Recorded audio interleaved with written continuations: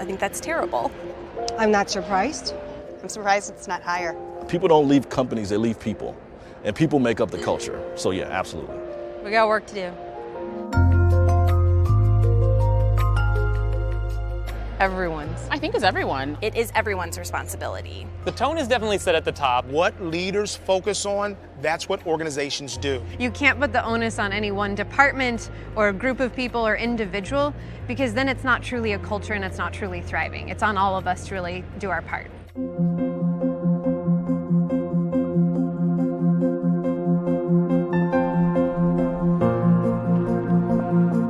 Hi guys, it's me again.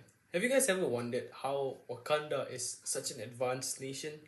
Well, the same thing I was thinking too, so I decided to give them a visit. And in conjunction to today's episode, I will be sharing to you guys about my working experience there. This is my experience in Wakanda. So first and foremost, they were all friendly. Welcome to Wakanda! Well, it's really nice to know that people are friendly, and also they encourage participation. Not to forget, they're very, very innovative. And also, when it comes to like a bad idea, they take accountability. And when it's 5 o'clock, the office is just empty. So yeah, like really, the moment the clock strikes 5, the office just turns empty. And I was like thinking to myself, don't they do overtime here? Well, I must have been thinking out loud that day, because the moment I said that, we don't do that here. and if he actually said that, that must have meant that the people there are very, very efficient, because their technology is just amazing. So that was my working experience there. So let us know, what are your most memorable working cultures that you've experienced?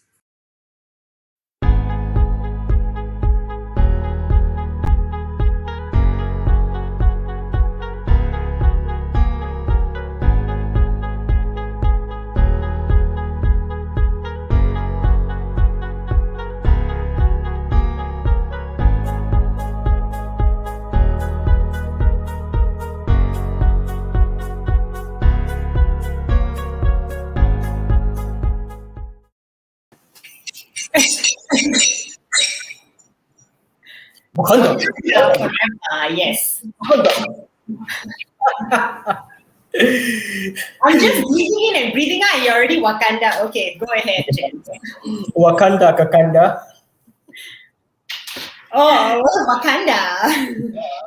Hey guys, welcome back to another episode of CMA's HR TV. Hope you guys are doing great. Today is the 14th of July and we are so excited. Do you know why I'm excited despite my tiredness? You know why I'm excited? Because we are in episode 10. 10.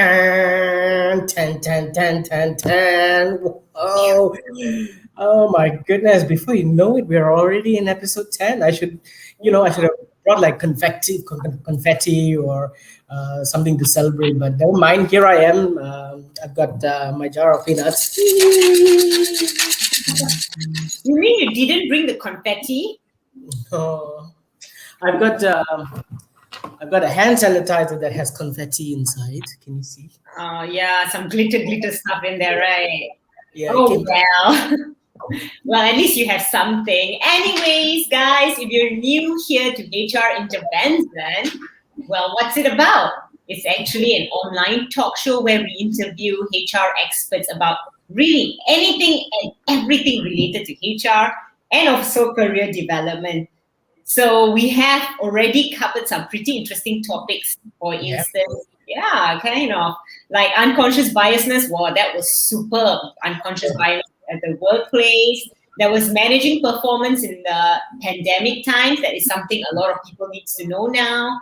And then we even had behavioral-based interview. Can you believe so many people have not attended interviews in years, right? Suddenly now it's like, oh my God, I have to go for an interview. So, well, guys, if you missed all those, don't worry, because you can always head over to my YouTube channel, which is called Shireen Kelly, and you can watch all the previous episodes over there. All right. So basically, this show is meant for who?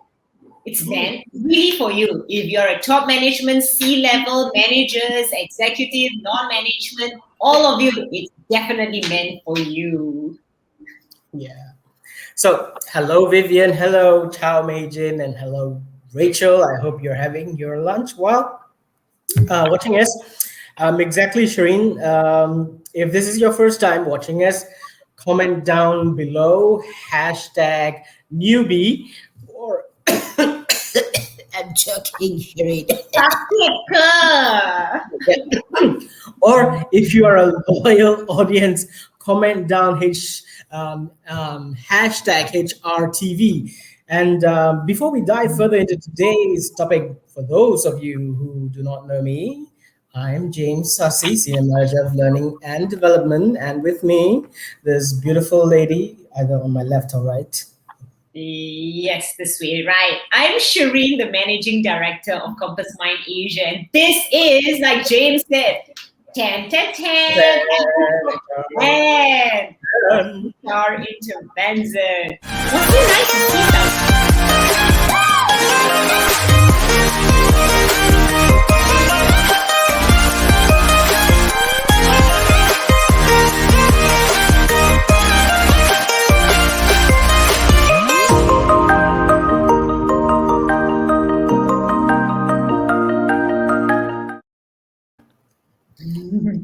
So this is brought to you by Minyak Kapak.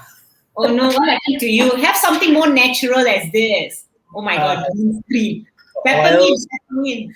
This is like, you know, what my grandfather used, what my father used, what I'm using. Well, let me share something with you and all our audience today. That thing that you're holding there is very dangerous. I lost my sense of smell. I have no more sense of smell when I used to smell like a dog before. Hello, you don't pour it into your nose, like you just Of go. course you don't. I used to do that. Sniff in. And it just, all the saraf inside sudah mati. So guys, serious stuff. So keep that away, James. So Hey, we have a lot of our usual guests. There's a lot of HR TV hashtags out there. Thank you, Farida Muhammad. Welcome. yeah, Hassan.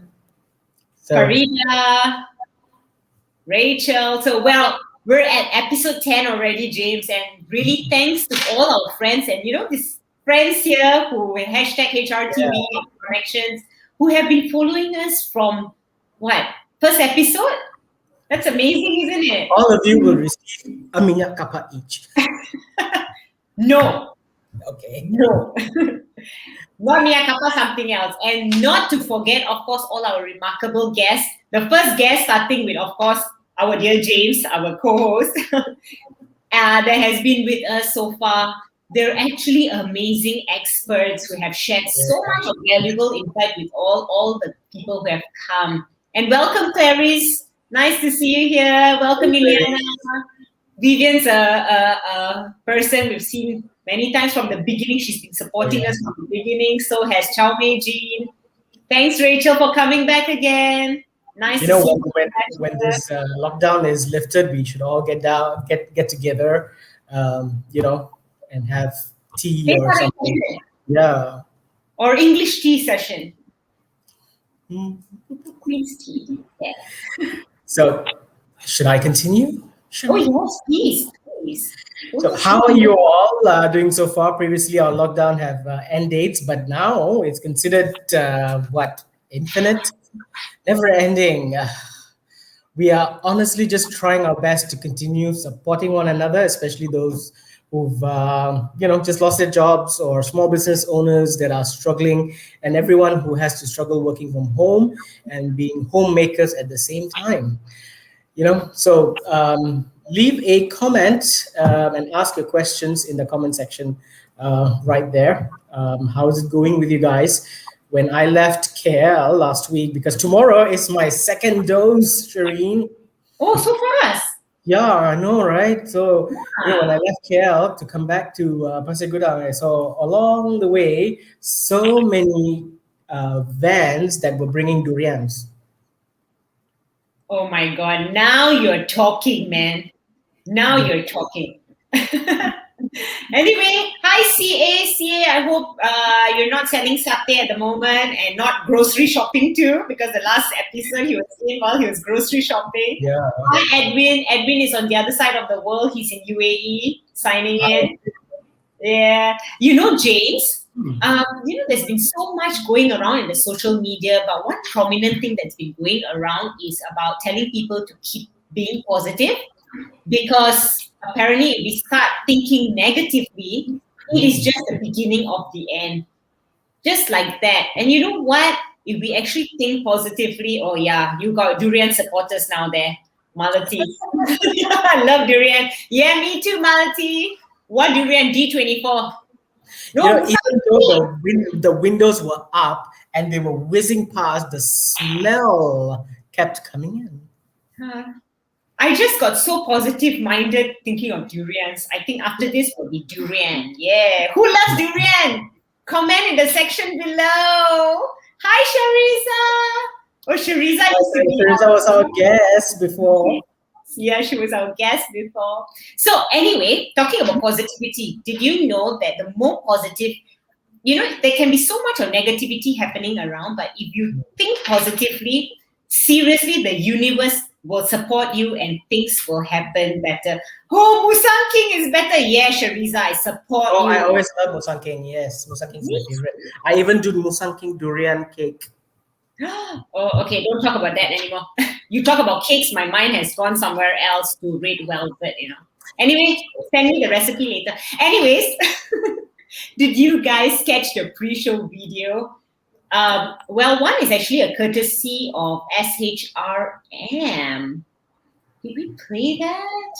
Oh, well, there was supposed to be a SHRM interview video, which where it actually showed that 1 of every 5 employees in America, we were training Americans yesterday, so we decided to put about Americans today, leave their jobs because of culture. What are your comments on that, James?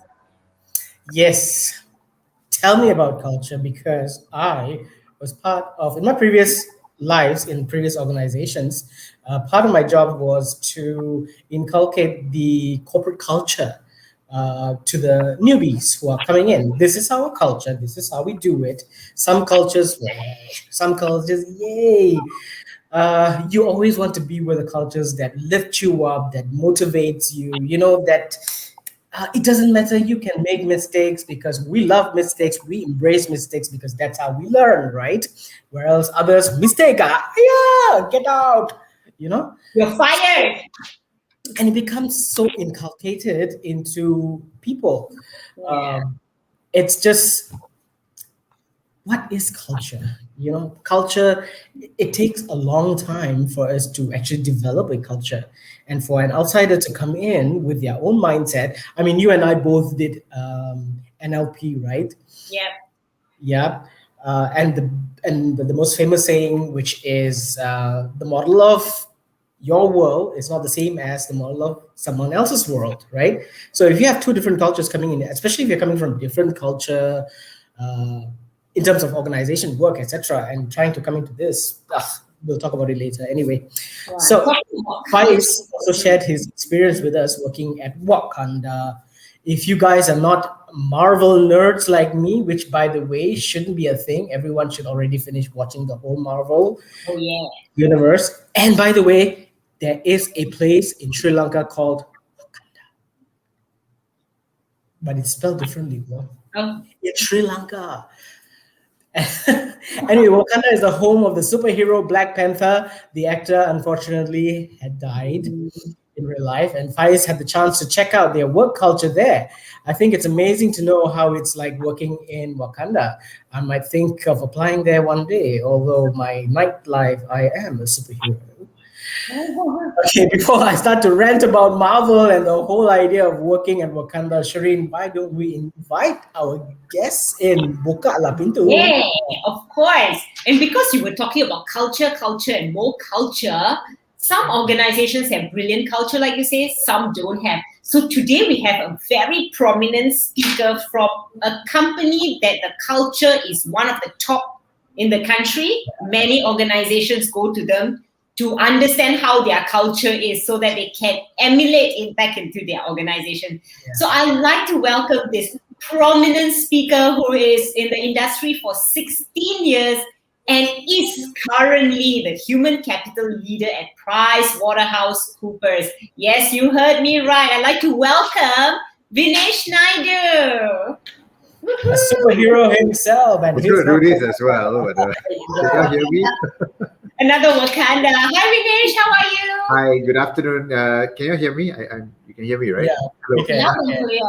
Goodness, your energy levels is like, I'm thinking like you probably ate those heart-shaped herbs that T'Challa has, right, in the movie, you know, that glowing herbs. No, we are lacking durians. Yes. And it's not even happy hour yet. Goodness. It's a shortage of durians. That's why we're like that. But thanks so much for being here today with us, Vinesh. Really appreciate it. No, very happy to be Vinesh, here. we basically know you on the surface, whatever there is on your LinkedIn profile. So you can tell us more about yourself, though. Perhaps your background, where you're from, and your hobbies, and how do you keep that beard looking so good, bro? Yeah, I was just okay. Thanks for having me. I'm really happy to be joining you guys here, and I guess thanks to the viewers as well who joined, and whichever part of the world that they are in. It's lunch hour here, and I see my friend Shariza is also here. Hi, Shariza. Yeah, I'm happy to share. But just before the call started, I was catching up with James and Shaveen, and saying that it's been many months of working from home, and I only see my wife. And contrary to what most of y'all think, yes, while I'm excited to potentially one day soon see my colleagues, I think the most important person I would like to meet soonest is actually my barber. I really need a haircut and a shave. I had a haircut. I had a mobile haircut. There is a mobile barber in KL. You pay 40 bucks to your house and the whole thing. But I'm very loyal. I've got this one, Pakistani guy who cuts my hair just down the road here. So I look forward to seeing him soon. So yes, a little bit more about myself. I won't say I'm a prominent speaker, like Shireen. I think you that's too much. Yes, I've been in a little bit about myself. I've been in PwC now about a good 5, going on to 6 years now. I've been enrolled as the HC leader for about a year plus. But my background is really in learning and development. I spent a lot of time in learning and development, advisory work, consulting, advisory. I guess that's where I cross paths with Shireen first also. But really, my academic background is actually in economics and then a bit of psychology. So I just spent a few years doing finance previously. All that's in my LinkedIn lab. James, as you said, you can see that anytime you want. I'm actually from Penang, and when I say Penang, I mean the island, not the mainland. Hey, no wonder we connect. Penang, okay. Yeah, so I'm actually from Penang, and that's been one of the saddest part of the last year and a half, actually, because my parents and all are in Penang, and I haven't seen them as much as I would like to. Just not been able to travel, I think, with all the restrictions in place. I'm a big fan of football. I also play, the correct term to use is I played football when we were all allowed to regularly in a league, and I follow Liverpool. So that's a little bit of an interesting fact about me, I suppose. What do? I use, again, a lot of my interest and a lot of personal stuff is all in the past tense now because of the current circumstances. I loved traveling. I still love traveling. I would like to when things are able to. And been to a fair number of places with my wife. So just my wife and I. So it's fairly easy to just pack up and leave when we want to. Which is your favorite place that you've been to? Been to a number of places. We went to New Zealand once. I bungee jumped there. That was interesting. We backpacked around Europe for about 3 weeks. We did about 7 or 8 countries, but Central Europe, so the less touristy ones like Slovakia, Slovenia, those sort of countries. So that's been highlights. We had a number of places that we've already planned to do, but obviously all that tergendala are all been pushed aside, and we'll have to just wait for those time to open up the borders again. Yeah, that's right. I wish it opens up fast. Anyway, Sooner Shireen, rather than please. later. Absolutely, sooner rather than later. Yeah. Then the first thing is, okay, Vinesh, I must ask you this question. When it opens up, where's the first place you want to travel to? Penang. Yeah, correct. That's the politically correct answer is Penang. I gotta go see my parents and my in-laws. My in-laws live like 200 meters down the road from my parents' place. So that's, one time go visit. Yeah. So is that a love story? The neighbor is the love story? No, it's not. I'm pretty sure that wasn't the topic of conversation either when I was No. It was about culture. I remember now. Okay. Anyway, Teresa says you're just being too humble because, yes, you are a prominent person. Penang people are known to be humble. Okay. Yes, correct. James is right. Okay. I cannot fight with Penang people. So, well, today, guys, if you just joined us, like Liz, thanks for joining us, Liz. Charles came in from, he's in Nepal and he had to leave for a training right now. Yeah. So for those who have just joined us, we're going to be discussing today about organizational culture with PwC as the importance of organizational culture. So basically the world is different today, as you all know from 2 years ago, right? Ipoh people are great too. Yes, I agree. Although I'm not Ipoh, married to an Ipoh person. So I agree too. I spent the first 2 years of my working professional life in Ipoh. That's another interesting story for another day, I guess. I worked for a non-profit for 2 years in Ipoh. So yes, I love Ipoh. Today, Ipoh will be my second choice to retire after I finish it. All right. So basically, things have changed in the last 2 years, and this COVID thing has swept across our communities, and we continue to experience a lot of disruption, right? Whether in our home has become our office is our home, and also our workplace, isn't it, James? Yeah, never before have I slept in my office so much than I have done this past 2 years. Culture and engagement are the most important issues companies are facing around the world. 87% of organizations cite culture and engagement as one of their top challenges, and 50% call the problem very important. But what is culture, and why are they so important for an organization? More importantly, what is the culture like at PwC? Are we all like strict briefcase carrying people? When you talk about PwC audits coming around, everybody, we're just as curious as everyone here. So let's proceed with our first question, Shireen. Over to you. Okay, so Vinesh, are you ready for my question or not? It's not going to be difficult as you thought it's going to be lah. When I'll try.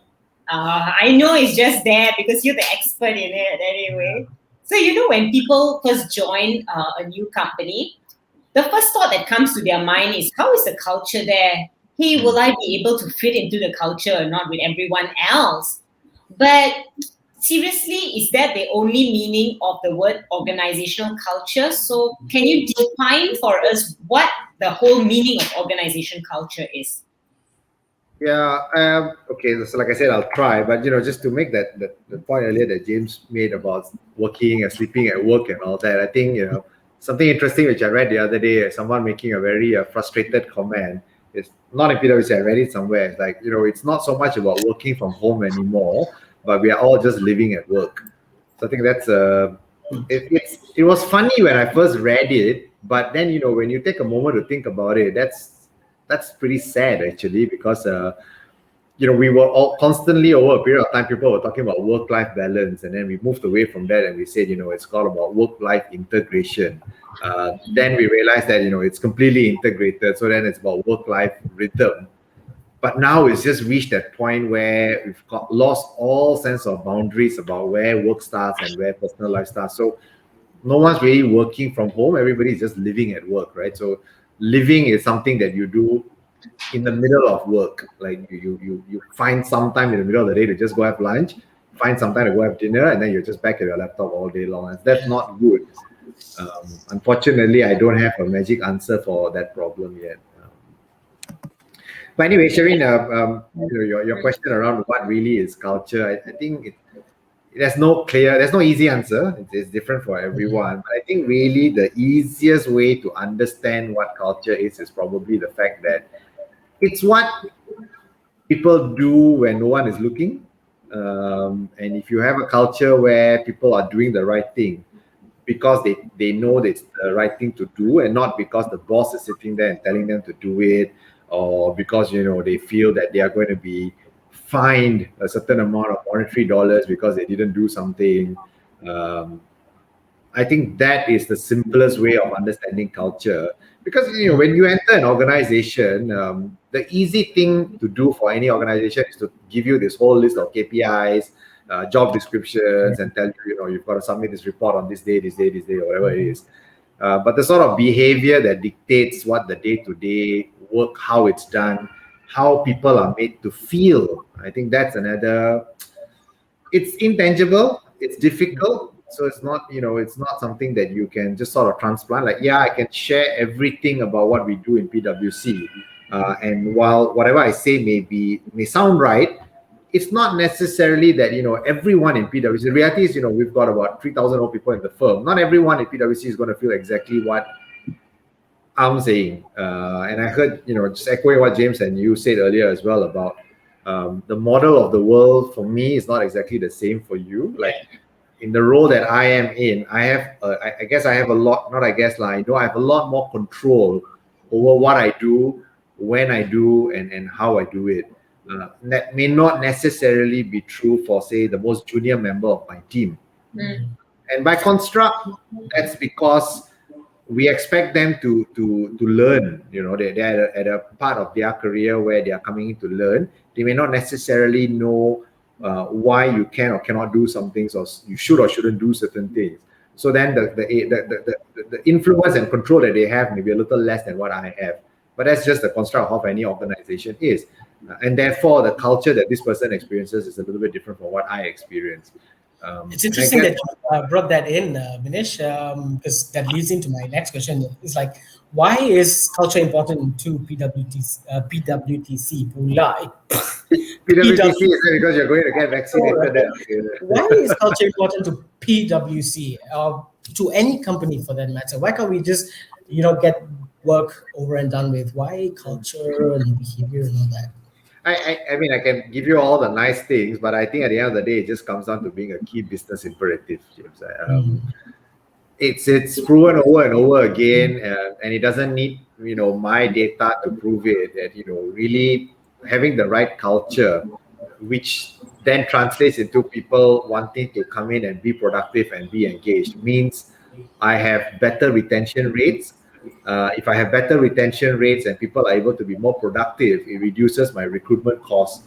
And like I say, it increases my productivity. Productivity increases, profitability increases, and that is in tandem with customer loyalty and customer satisfaction. So it's a business imperative, at the long and short of it. There are obviously many other nicer HR terms that I can use to describe why it's important, but it comes down to this, I think, candidly speaking. Okay. Well, Vinesh, I know you do a lot of great stuff at PwC. I've heard so much about you, and of course, I know you from previously, but Sharisa has told me so much of great stuff that you've been doing too. So, what do you do at PwC, and how does it impact your approach to culture? What do we do at PwC? You mean in terms of engaging with our people or helping build the culture? Helping build the culture, yeah. I mean, since I don't have the luxury of showing slides, which is the easy way to get out of answering these questions, right? Just show a set of slides. I think on principle, it comes down to our purpose. PwC's purpose is about building trust and solving important problems. And while that is our banner in terms of it guides everything that we want to do, what is important is the behavior that we try and make sure that our people have on a day-to-day basis. That's defined by the values that we have. Again, that's something that whoever is interested can just go Google and see PwC values. But some of the key points that you have in there it's just 5 values, which is it's trying to keep it simple and saying that care is important. Reimagining the way we do, imagining the possibles is important. Relationship building is important. Building trust, using some of the key terms that we have in the firm. So if we are able to communicate our purpose clearly, and we are able to communicate the sort of values that we expect our people to embody clearly, regularly, and importantly, our partners walk the talk, then that is the key, I think, in helping us shape the sort of culture that we are trying to build in our firm. So everything that we do in terms of activities that we do in the firm for engaging our people, getting people to try and think about the right thing to do, comes from these sets of guiding principles: our purpose and our values. Yeah, awesome.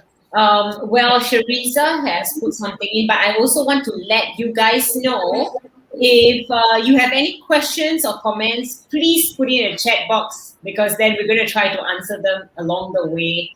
Sharisa says, building trust still resonates with me even after I have left. She left PwC before, right? That's how powerful PwC's culture is. Yeah, it's one of the very well-known companies with their culture. And Liz laughed at my PWTC. By the way, Shariza's an ex-colleague of mine, in case the rest on the call are wondering. She used to sit next to me, so that's how I know. She's in another organization. Nice, isn't it? Shariza and I used to work in the same company as well. Okay, SCOMI. Yeah. So if you do have any questions regarding culture, or even comments about culture in your own organization, whether it's positive or what's making you stay on in this company, maybe culture is one of the reasons, do drop it in the comment or ask us any questions. Yeah.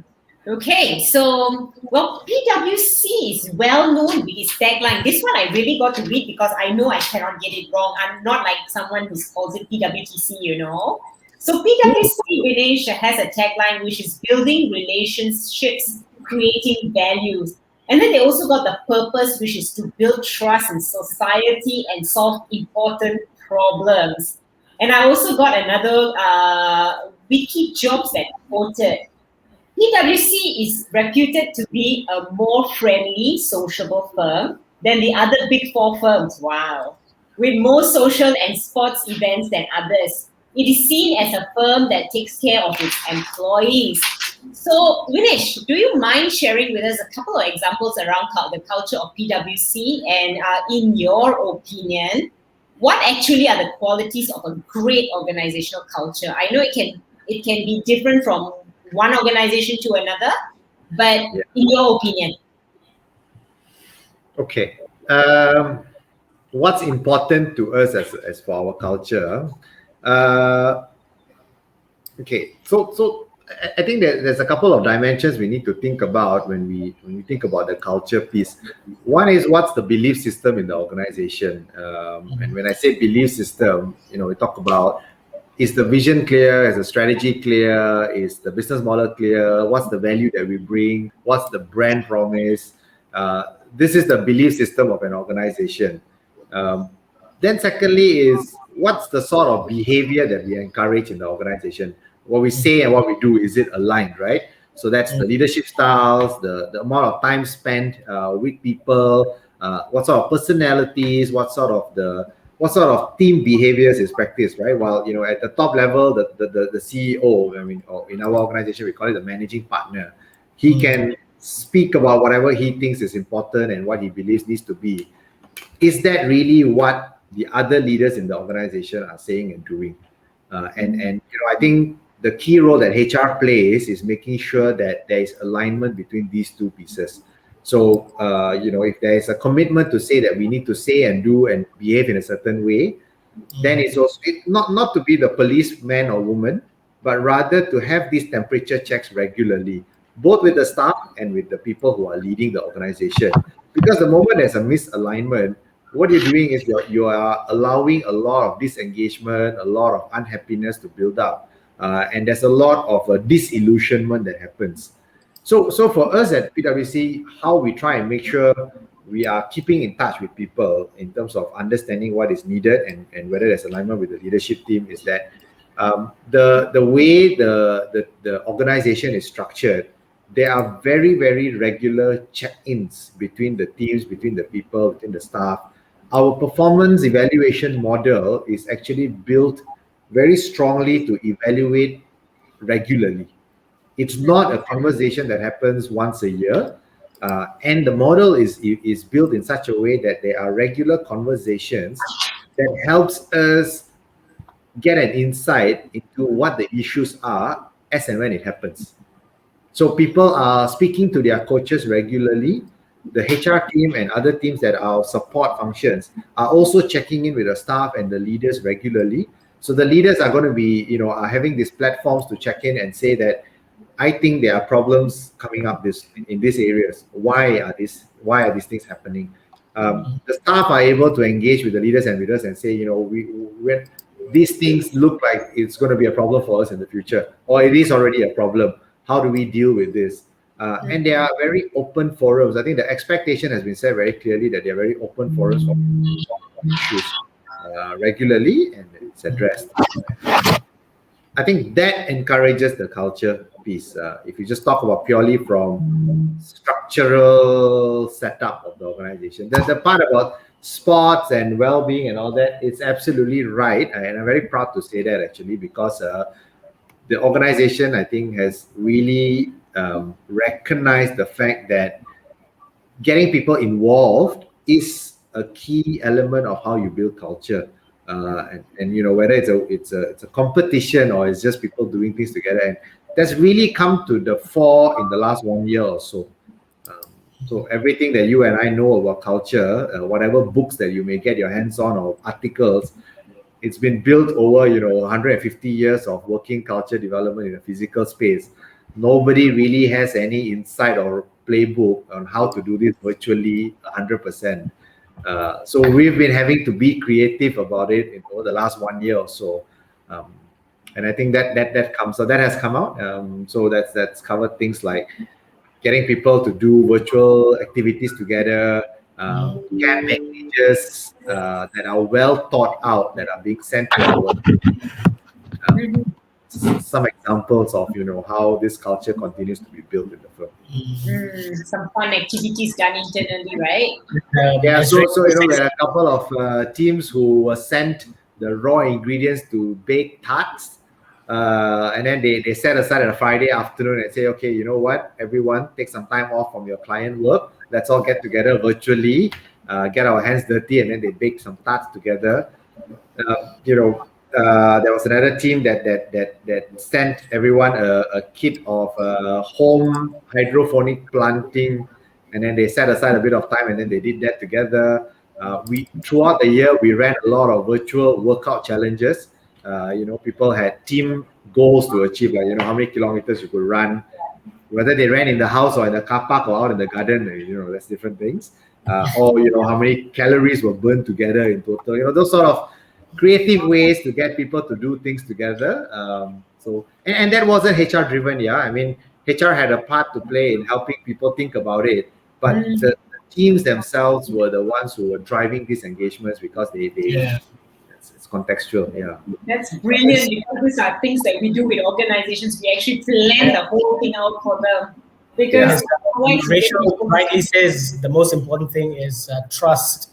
Trust is truly one big element in especially a big company. So when we Googled organization culture, one of the top results that came out was high performance company culture. Can you share with us what it means? I mean, and how can organization achieve it? We're talking about high performance. What is high performance? I think there are many parts to that question. Generally speaking, I would imagine a high performance culture or high performing organization would have things like, people come to work feeling that their work is meaningful, that that they are making a difference day to day. That's important. People want to feel valued. People feel trusted and respected. That's another dimension. People feel secure and people are self-confident in getting things done. So these are the non-tangible elements that are easy to say, difficult to bring to life. That right? But there's also tangible elements that, as an organization, you can't how PwC ensure leaders are going to drive and embrace it. Oh, sorry, I thought I was supposed to read that question as well. So anyway, that part about meaningful work, making a difference, feeling trusted, those are the intangible parts of it. But I think to continue to, or rather to become a high-performing organization, it's important that you also have difficult conversations. Don't shy away from that. Yeah. If it means calling a colleague out on not delivering work that is of an expected standard, that's important. But how do you do that? It doesn't mean effort doesn't necessarily equal to high impact and high performing culture, right? I mean, I may need 25 hours to get a piece of work done, and James may need 2 hours to get it done. Do we have an organization structure that allows us to get things done this way and not be judged because of it? Because especially now in the current ways of working, right, we're all stuck at home. James may have that whole house to himself and he has that full 2 hours to get his work done. But yeah, and I may have 3 kids running around and 2 parents to take care of, and something happening, next door, because they also have a very cramped compartment. So we're all not going through the pandemic in the same way, right? We're all got different struggles that we're dealing with. As an organization, are you recognizing these differences? So a high-performing organization doesn't necessarily mean everybody working exactly the same way and doing exactly the same thing.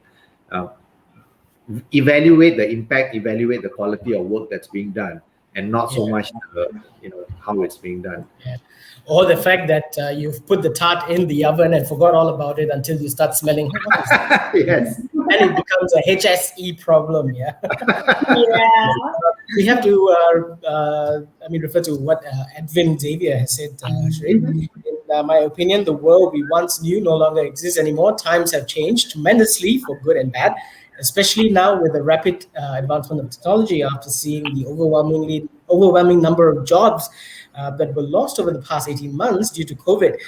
What the pandemic has taught us about the culture of recruiting and being recruited is that, one, we need to get into the culture of innovating ourselves better, especially when it comes to market ourselves. Yeah, it's true. It's true. What he's saying is absolutely true. How we market ourselves, how innovative we are. And moving on, hello, Imtiaz from Pakistan. The handle difference. And Kim has a question. How PwC ensures the leaders and staff continues to drive and embrace a culture in your own organization. I think you've touched on a bit about that as well. Do you just want to say a few words on that? I can't quite see where the questions are. It's on your right-hand side in the comments. There's a private chat and there are comments. Yeah. Oh, I see. Okay. Because I had it on full screen. I was looking. Okay, sorry. So that was my Teal's question.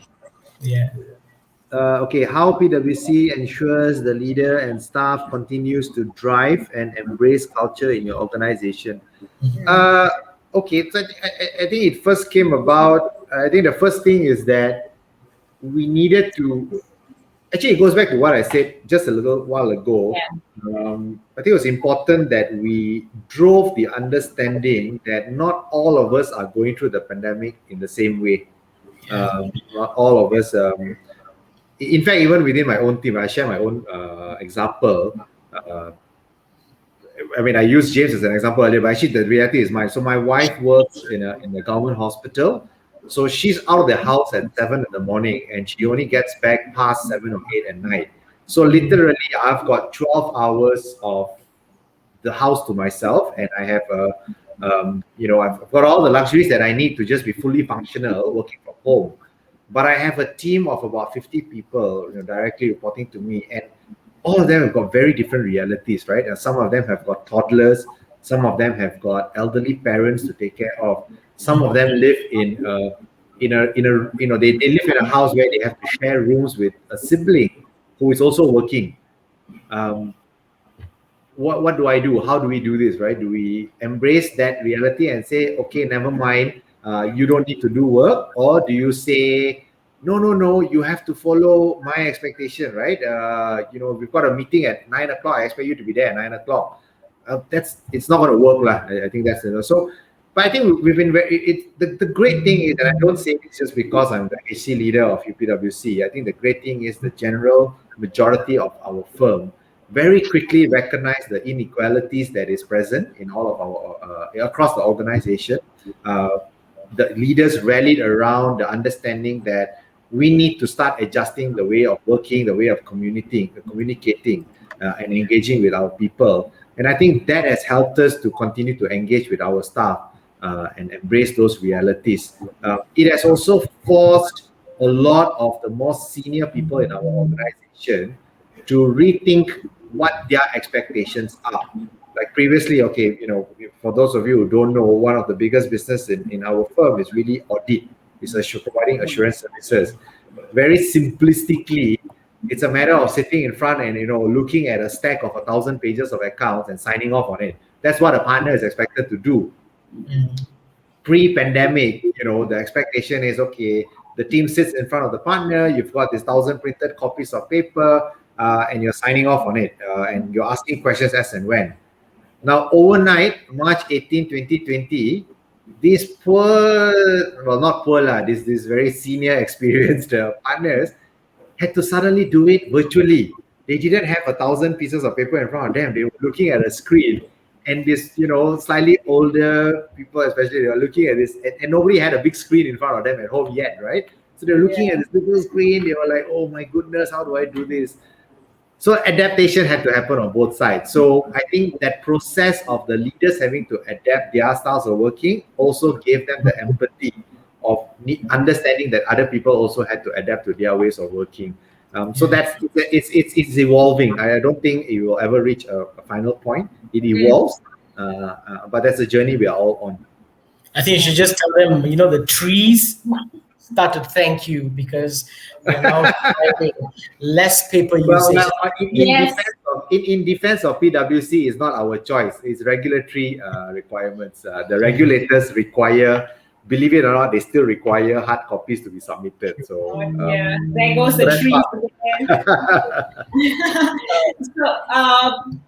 Vinesh, I like what you said. Different people go through different kind of situations in the house. Like you have 50 people reporting to you, and some have old people, some have toddlers to take care. So, like I've heard that there's one organization. What they do is they give the staff 2 hours lunch break on certain days so that they can go and do their grocery shoppings too. So that's great stuff. But when we talk about organizational culture, one of the ideas coming is also on employee engagement. So let's ask our audience, okay, what kind of maybe they can type in the chat box. Yeah. What kind of organizational activities does your organization arrange for so that the engagement is still high? What kind of fun activities? Just type it in the chat box. It would be lovely to know. Like PwC, they send raw ingredients to the house so that they can make tarts. And then they have hydroponic seeds to grow. They have steps to accumulate. How about your organization? Let's hear from you two guys. So put it in the chat box below. For me, Shireen, last year, I encouraged my high school friend. We got this WhatsApp group. I shared with them my secret recipe to making the world's famous orange cake, including step by step. And I challenged them. I said, look, guys, bake with your family, make this an activity because you're at home. And they started posting their cakes, and they said, wow, I didn't really think that baking a cake would be that easy. Unfortunately, Shireen is still trying to get a hang of baking cakes. But how evil? She can't read recipes. Yeah. So how are you guys engaging with your staff, with your employees, and seeing what's your secret to completing a 5-hour task in 2 hours? Well, don't sleep. Get up at 4 o'clock in the morning and work. Don't Yeah, that's what James has been doing. I also set goals for myself, incremental goals on losing weight, basically. So last year I was pretty big, and the pandemic had helped me lose a lot of weight. Where people were complaining about putting on weight, I lost weight. Yeah, remember we were talking about we're going to be doing a session on how to lose weight in one of the series. Yeah. So guys, if you want us to run a show on how to lose weight, let us know below also. Okay, James, we are really diverting. So basically, organizational culture is the collection of traits that make a company what it is. But that being said, I'm pretty sure that not all cultures practiced in organizations are good, right? Can you explain to us the differences between a positive and negative culture and their examples? Again, I think it goes back to what I mentioned earlier about culture being what people do when nobody's looking, right? Are we going wild? Are we, you hear a lot about, say, an example would be people wanting to delay delivery of work so that they can just start claiming overtime. Then you want to put that in context, and you want to say that, are people doing it because they are just lazy, or they're just trying to play the system and earn extra money, or are they doing it because they are genuinely underpaid? I think those questions are difficult questions to answer, and and once you have a little bit of clarity around why those things are happening, then it sort of helps us to dictate what is a culture. Is it a good or bad culture? PwC, for example, really. It's not easy, right? I mean, the work that we do is servicing external clients, and the moment you have a client-facing, client-serving role, that's how you make money. And you really are in the culture, in the Malaysian culture, you are at the service of your clients, right? And their rhythm dictates the way you do work. But within that, how do you build a culture that allows staff to be engaged and to be productive and to be protected? Are your leaders standing up for the team and saying, no, dear client, we've agreed that this is the scope and this is the amount of effort and time and energy and all that we're going to deliver? Or are we going to say, no, you know what they say, customer is always right. And so, if we've put a team together to deliver 10 things, and the client is saying, I want 20 things, and you don't have that conversation, and you just come back and tell the team, sorry, team, same resources, but you now deliver 20 things. That good culture, bad culture? That depends, right? If it's a good culture to service the client, yeah, because the client's going to go and say, the client can say two things. PwC is easy to maneuver. You promise, tell them you only want this, but then later on you add everything, or they're going to go out there and tell their friends that, PwC is really accommodating, great to work with, great client service. But at what cost? At what cost to your people in the firm?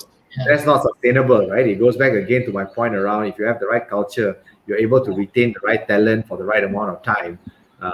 And all of that, it's part of a big jigsaw puzzle. It's part of an ecosystem.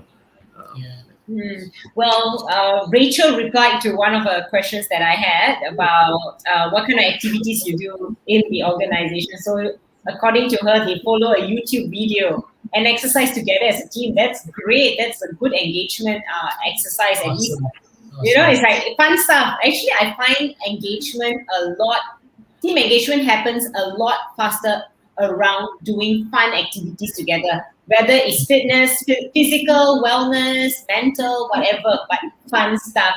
Yeah. So anyway. Physical.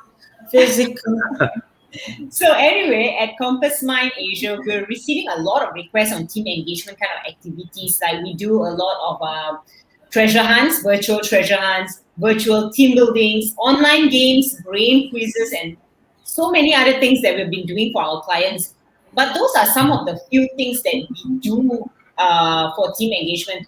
So in your opinion, Vinesh, how can culture help improve employee engagement further during the pandemic? Because like you say, you've done a few things in your organization, but to move further, how do you increase the employee engagement? Because people work from home, they get demotivated, demoralized, engagement goes down.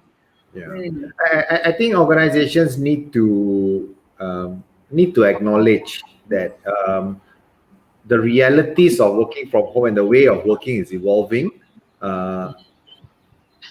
Maybe at the start of the pandemic, what was important to an employee as part of engagement is, oh, okay, organization, can you please give me some time to figure out how to be productive working at home?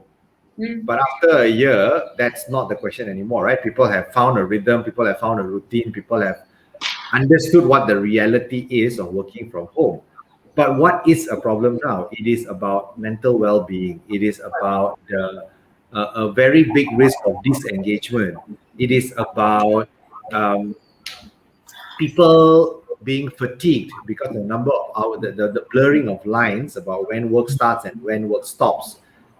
But as an organization, has your outreach programs, has your engagement program also evolved accordingly? If previously I had to invest extra money in, say, helping people set up a home office, today I may need to spend that extra, a little bit extra on providing mental well-being assistance. Yes. And so if you're not evolving, then your culture is going to be stagnant, your employee engagement is going to be stagnant, and in fact you're not addressing the right problems. But I'm coming purely from what I would see from my organization and my industry and the work that we do. I'm pretty sure it's not the exact same for everybody. Actually, it's pretty much the same, because I've been dealing with many organizations. You are so right. Mental is top. And we do, and we are also hitting a roadblock here, right? Because yes, team building activities virtually is important, team engagement is important, but I think we've also hit a point where another team building activity is any team building activity is another click on my Google Calendar invite. It's another virtual activity. I would have had 3 hours of a meeting, I would have had 2 hours of a discussion, and then suddenly I've got this lunch hour, 1 hour of team building activity. Now, the nature of all these activities are different, but it is another click on a laptop, and it's me sitting here and facing someone virtually. And I think the gains are reducing. It's not as May mentioned there, do activity relates to company culture as well? If you don't mind me taking that, Vinesh, in my previous company, I mooted this particular thing. Imagine if you may, you're on a boat and there are 3 different types of groups in your boat, right? Your boat is the organization. Right up in front of the boat are those people who are rowing the boat. They are focused on companies achieving the results. They are go-getters. They know where they're going. And as you go further down the boat, in the middle, there are these other people who are there for a ride. They're not doing anything. They're not lifting their weight, nothing. They're just there for the ride. But it doesn't mean that they're not engaged. They are engaged. They are delivering, but they're just there for the ride. And if you go further down the boat, you see there's another set of people who are doing anything and everything that they can to sink your boat.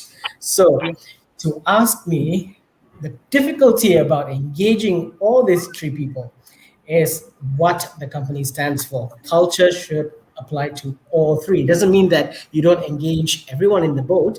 It means that whatever engagement activity that you come up with, like what you shared with, exercises, baking tarts, etc., it resonates with everyone. It should resonate with everyone in the boat, so that the main focus is always your organization and how it is, focused, and it's going, and it's reaching its destination. Very nicely said, James. Let's take one last question from the audience as we are coming to the end of the show. Maylee says, she asked, do activities relate to company culture? That's what I just answered. That's what James sort of addressed. Yeah. And we can come to the end of the show. Sorry, I was Please messaging Shariza. Yeah, Shariza's got to leave. Rachel says they celebrate the fitness results together. It really helps to keep the team spirits up as they see some results in their own health, and it helps their mental and emotional well-being as well with the routine. It's true. It is really true. Start looking inwards and stop looking at the numbers of infections. Come on, there's so many good things out there. Yeah. So many. So anyway, we're approaching to the end of the session for the day, and we would really like to thank Vinesh for such an elaborate explanation and sharing about your PwC culture. So we learned so much, and most of all, we would like to thank all our guests also for being here today to have a serious discussion with us today. So our next episode I have to tell you this. Vinesh, before we end, would you like to share with our audience your social media links and how they can reach you in case they have any further questions or want to build connections with you?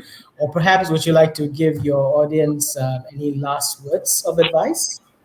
Yeah, thanks, James. Thanks, Shireen. And thanks everyone for actually being so engaging and interactive in the chats, especially. I think that's always important, right? To keep the conversation going. You know, I'm very easily reachable through LinkedIn. I'm not sure how I'm going to share that. I'm happy to, have that posted on the comment section with my link there.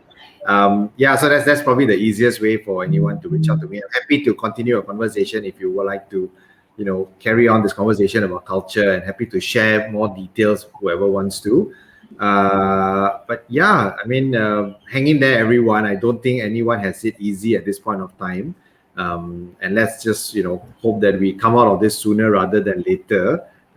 Probably be a changed world, but at least a little bit more freedom for us to go about what we need to do, and a little bit of whole life again. Yeah, that's true.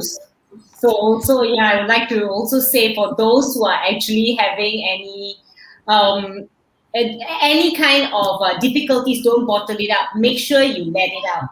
Go seek for help, because help is so important, all right? And so our next episode of HR Intrvntzn will be in 2 weeks from now. 28th July, actually, to be specific. Same day. Same place, same time, same place. I might be in KL, so I don't know. Oh, cool. Then we can do it together. And we'll have a really special guest joining us. So make sure to mark your calendar, guys. Be there. We'll always put up a registration link in the comment section. So register now so that you get a reminder, okay? Don't forget to connect with us all, including Vinesh. Back end, if you can put Vinesh LinkedIn on the chat box, that will help a lot of others to connect with him. And also, you can connect with James and myself too on LinkedIn.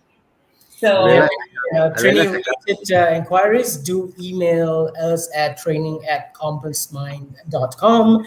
So till next time, stay at home, stay safe, have a joyful and productive lockdown. We'll see you guys on the next episode of HR Intervention. I'm going for my injection tomorrow, and vitamin C is loaded up. This is HR Intervention, serious discussions only. See you soon. Bye. Bye.